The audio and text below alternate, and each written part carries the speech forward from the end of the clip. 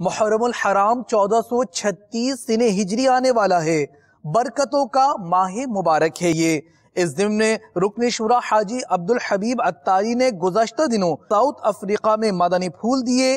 سنیے اور لکھیے، رکیے، عام بھی کرنے کی نیت فرما لیجئے۔ میرے میٹھے اور پیارے اسلامی بھائیوں، مدنی چینل کے ناظرین، آپ کو اسلامی سال مبارک ہو۔ جی ہاں، محرم الحرام جب بھی آتا ہے، نیا اسلامی سال ہمارے درمیان ہوتا ہے۔ یہ مہینہ بڑا مبارک اور بڑی یادیں ہیں اس مہینے سے۔ آئیے اس مہینے سے متعلق چند مدنی پھول سنتے ہیں۔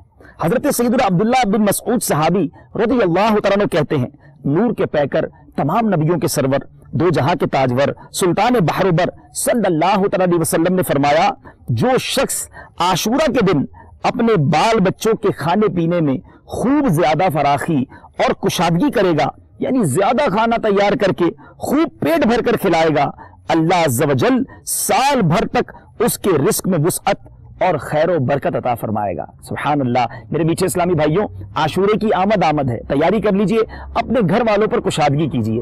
اللہ تعالیٰ نے جن کو نوازا ہے، خوب اپنے گھر والوں پر خرچ کیجئے، پیٹ بھر کر اس دن ہم نے کھلانا ہے انشاءاللہ۔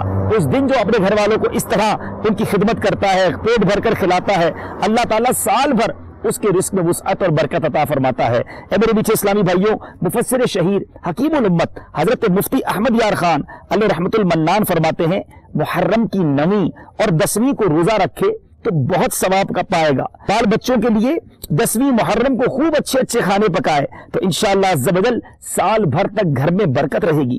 بہتر ہے کہ کھچڑا پکا کر حضرت شہید کربلا سیدنا امام حسین کی فاتحہ کرے کہ بہت مجرب، بڑا ہی مؤثر اور آزمودہ ہے۔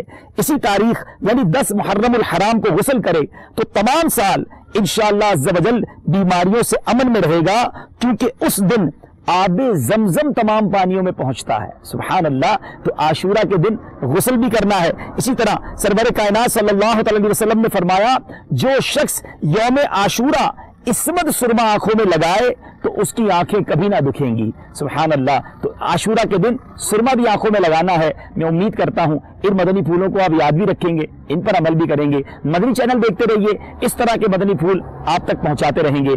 صلو علی الحبیب صلی اللہ تعالی علی محمد صلی اللہ علیہ وسلم۔